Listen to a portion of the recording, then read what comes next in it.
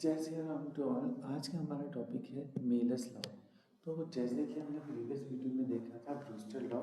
तो ब्रूस्टर ने polarisation of light के ऊपर अपने एक रूल दिया था और उन्होंने कहा था कि n इक्वल टू 10 IP होता है, जहाँ पर IP का मतलब है कि पोलराइजेशन एंगल और n का मतलब है आपका रिफ्रैक्टिव इंडेक्स। तो पोलराइजेशन से ही रिलेटेड मेलस ने भी एक अपना रूल दिया। वो रूल क्या कहता है?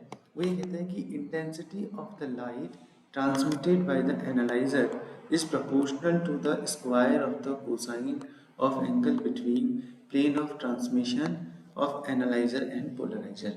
अच्छा, एक दो चीज़ें हैं इसमें, एक है एनालाइजर और एक है पोलराइजर।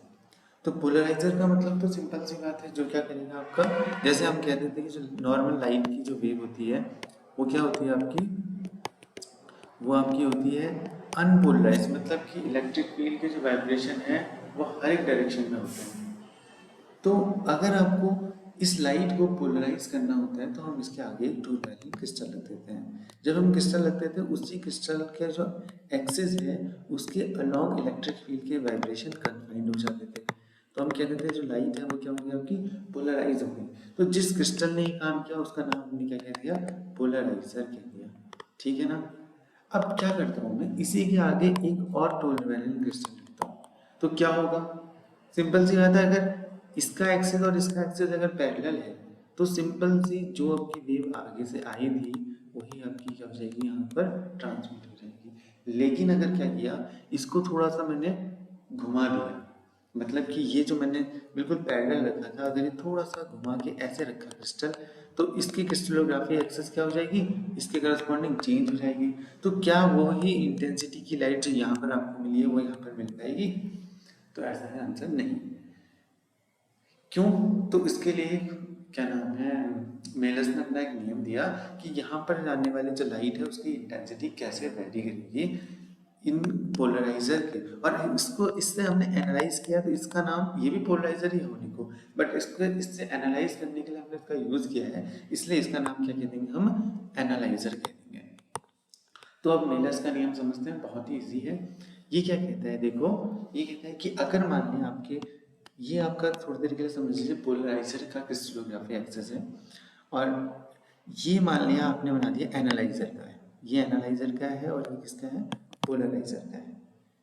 और इन दोनों के बीच में एंगल कितना है, थीटा है।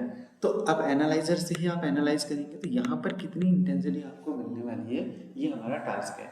तो देखो बहुत ही सिंपल सा काम है। अगर मान लिया जो ये लाइट पोलराइज लाइट है, इसकी जो एम्पलीट्यूड अगर ए है, ठीक है ना, और इसके साथ एनालाइजर के साथ इसने थीटा का एंगल बनाया, तो हम जानते हैं बहुत सिंपल वेक्टर लॉ से कि किसी भी वेक्टर को आप उसके क्या नाम है, उनके परपेंडिकुलर वेक्टर में तोड़ सकते हैं। तो कैसे तोड़ सकते हैं, जैसे अगर मान लिया v होता था तो हम इसको थीटा अगर लिखें तो ये v cos थीटा हो जाता था और ये v sin थीटा हो जाता था। तो सेम फैशन क्या हो जाएगा आपका, अगर ये a है, इसको मैं, ये एक परपेंडिकुलर हो गया और एक ये अगर मैं तोड़ दूँ तो ये बन जाएगा आपका टर्म a cos थीटा और ये वाला बन जाएगा a sin थीटा।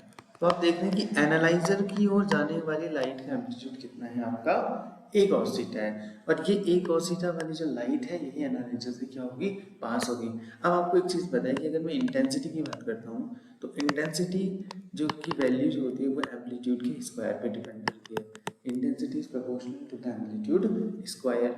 तो सिंपल जो नॉर्मल वेव आई थी जो कि पोलराइजर से आई थी, उसका एम्पलीट्यूड क्योंकि ए था, अगर मैं उसकी इंटेंसिटी को निकालूं तो आई इक्वल टू क्या हो जाएगा, लेट्स से आई नॉट मैंने उसको कहा, तो वो हो जाएगा आपका I naught equal to a square. अगर मैं कैलकुलेट करना चाहूँ एनालाइजर से जाने वाली लाइट की वैल्यू, तो वो उसकी इंटेंसिटी कितनी हो जाएगी, लेट्स से इसको हमने आई लिखा और यहाँ से जाने वाली लाइट का एम्पलीट्यूड कितना हो जाएगा, ए cos थीटा का होल स्क्वायर। इसका मतलब क्या हो जाएगा, I equal to a square cos square theta.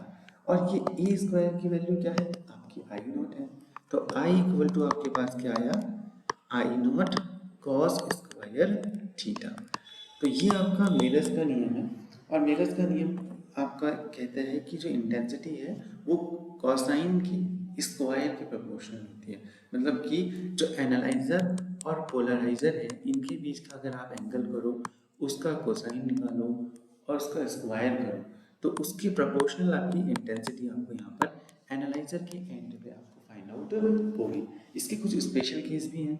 Special case में अगर मैं बात करूँ कि ठीक है, हमने बात करी कि यहाँ से आपने जो लाइट भेजी थी वो पोलराइज भेजी थी, तो आपका एनालाइज ने उसे एनालाइजर किया था। ऐसा ज़रूरी नहीं है। अगर आप इसको अनपोलराइज लाइट भेजोगे तो अनपोलराइज लाइट के केस में, क्योंकि हम कॉस थीटा की एक वैल्यू कह नहीं सकते, क्योंकि डायरेक्शन क्या है, थीटा का मतलब इलेक्ट्रिक फील्ड की डायरेक्शन क्या है, सभी डायरेक्शन में, तो हम क्या लेते हैं, एक एवरेज वैल्यू लेते हैं।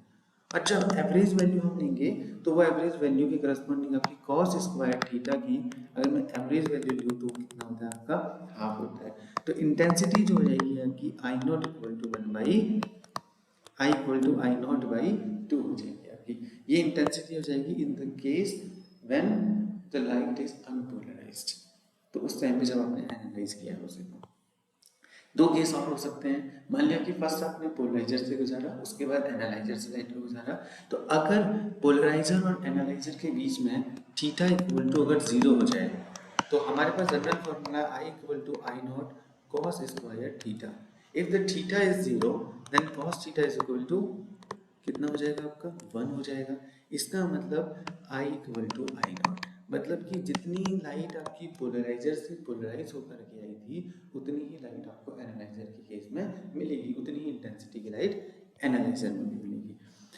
और नेक्स्ट केस आप ले सकते हैं थीटा इक्वल टू 90 डिग्री और आपको पता I equal to I naught cos square theta and theta is equal to आपका 90 डिग्री पर कॉस 90 की वैल्यू कितनी हो जाएगी, आपकी 0 हो जाएगी।